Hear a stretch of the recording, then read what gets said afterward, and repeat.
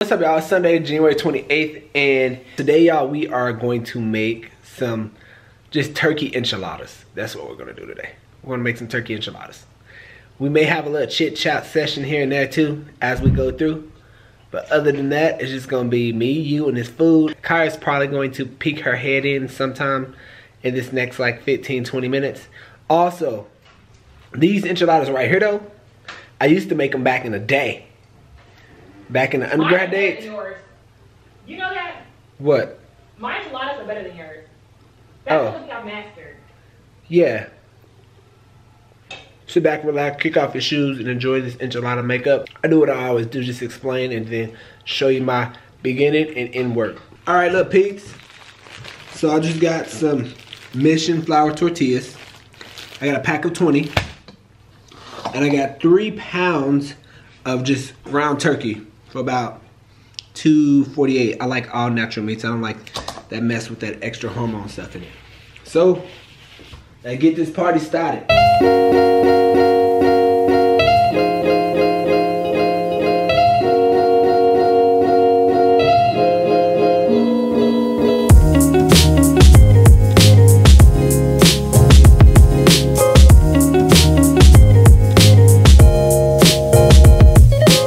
So of course you cook your ground chicken or ground turkey or your ground beef to your liking, and season it of course to your liking or to taste.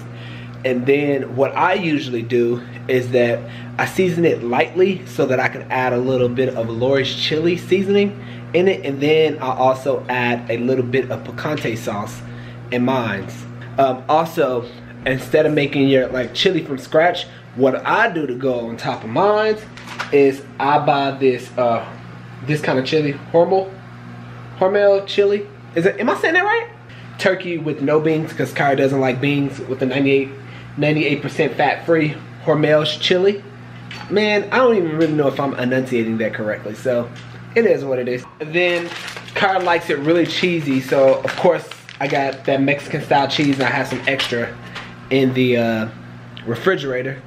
Then once I get to the next part, I'd include you all in and show you how I put it together. Roll it up, flip that thing, roll it up, toss it in the pan and cook. Flip it up, flip it up, flip it up, roll it up, roll it up, roll it up. Okay, I'm done playing.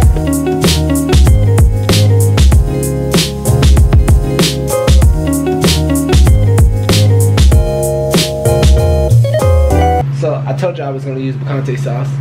Like, you gotta just put enough. I don't know how much I put in there. I usually put like a half a cup in there in the meat. Then I use this Lori's chili and spice and seasoning mix.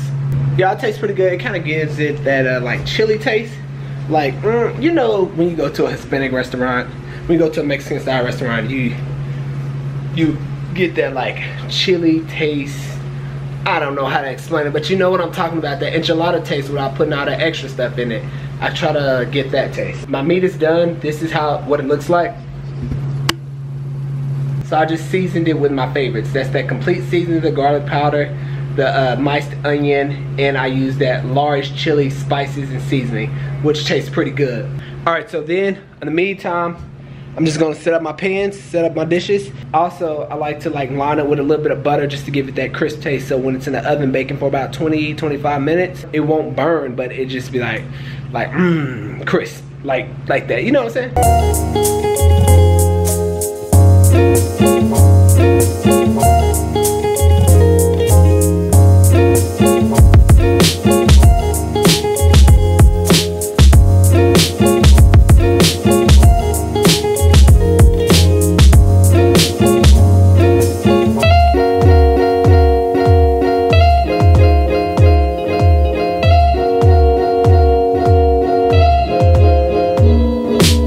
So now that I'm done rolling the enchiladas, this is what they look like. So I think I made anywhere from 12 to 16, which I'm pretty sure I made more than 12, but you get the gist. So now what I'm about to do is just put the chili and cheese on top. I've already preset my oven to 400, and then I'm gonna bake it for about 20-25 minutes.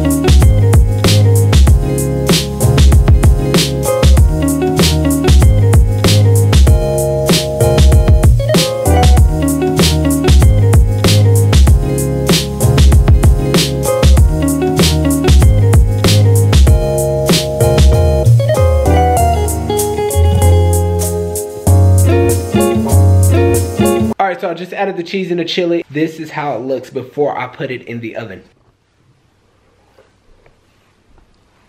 I'm actually starving right now.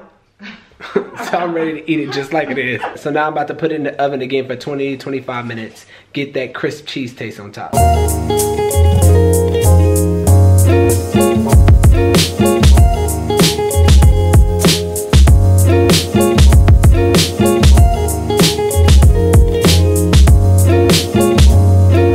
For some reason, I'm always the person who gets put on the spot. One thing that came up this week in a group of married men, well, some married, some not, let's go with that.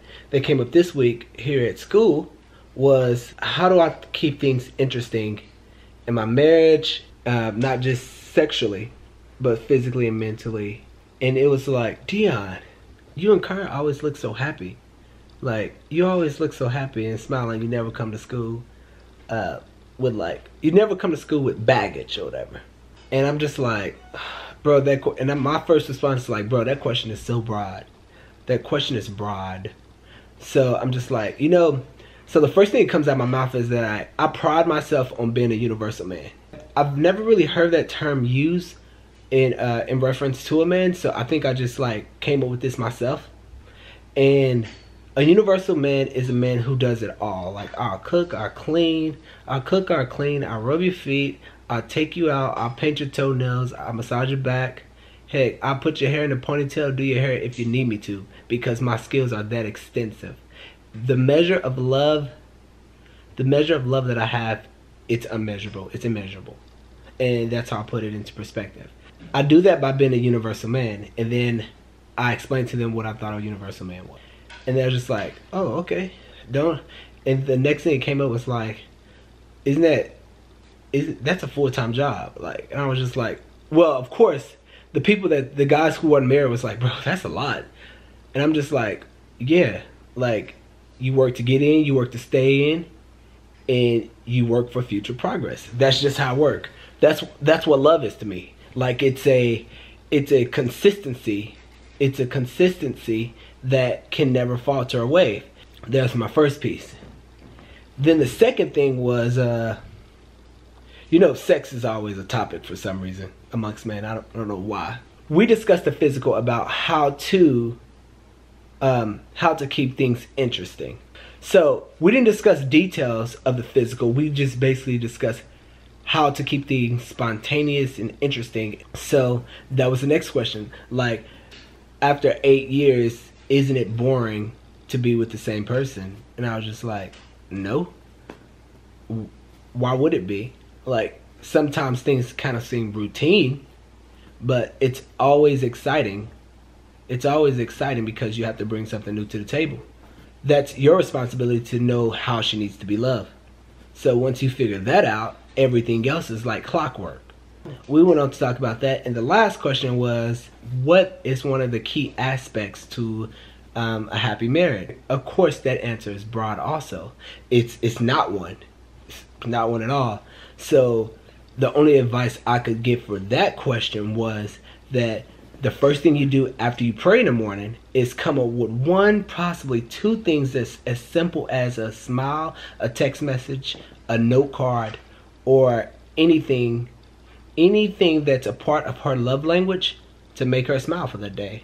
Like, if you can just do that once or twice a day to make your wife or your husband feel like they're special, I feel like you're winning. Like, I don't feel like you can lose.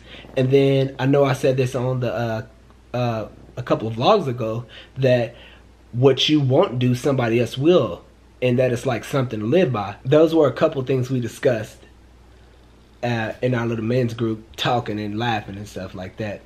Other than a normal, just know Deon is looking out for y'all, ladies. Though I've only been with my wife for 4 years and we've been together for 8, it feels like a freaking millennium or decade or something, because every day there's something new. This last little thing that I said that I thought was important is that for some reason when we get married or we get in a relationship, we get comfortable. I don't know why that is, but I don't believe in comfortability. Like, I don't believe in it. We let ourselves go. We don't do the things we used to do. and mainly the things we got to get the person, that stuff is washed out. So now you're wondering why everything is so routine. That's why right there. Me and Kyra personally don't get into a routine because we have gotten into a routine before, and then of course me being who I am, I bring us out of it. If you can't do it, somebody else can. And then I'm just gonna leave it at that, bro.